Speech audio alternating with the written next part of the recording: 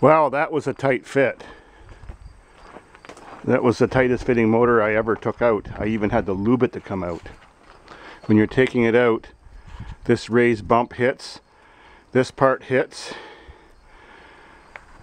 You can see the scrapes on the subframe. Dumped a little extra power steering fluid that I had caught when I took it apart, but it was a tight fit. It catches on here. I left the half shaft in when I took this out because it is way too difficult to take the half shaft out while it's in the car. This exhaust fitting where the big U piece went down to the flex hose, that was a bit of a bitch to get off. Well, maybe now I can sell the motor. Maybe I'll sell the car. I don't need that anymore. Maybe I'll get enough from the motor, the car, the transmission to pay my 1,500 bucks it cost me to buy that thing. That would work out. Sweet. Then it'd be like a almost free conversion. Didn't have to take the hood off either. It does open far enough.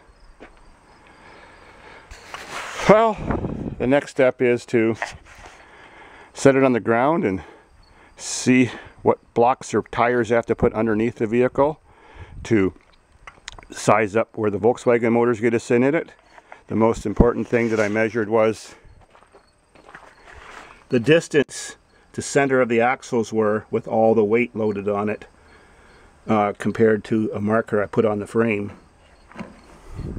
You want to make sure when you do an engine conversion that you lower your engine in so that the output shafts on the transmission line up with the axle shafts on the wheels. Things just work better that way. And so at least I didn't forget to do that.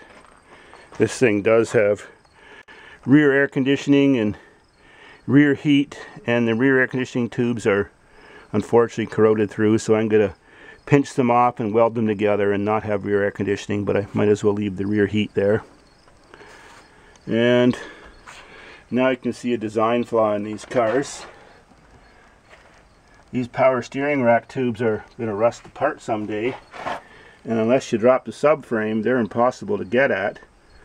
So I guess if you have one of these caravans, get under the car once a year with your spray lube and spray those power steering transfer tubes so they don't corrode through, so you can pretty much drive forever without a power steering issue. I have seen a few of these for sale on the internet with a serious power steering problem, and they were cheap because everybody knew that you usually can't buy those tubes separately. You got to change the whole rack and you got to drop the subframe to do it, like most cars.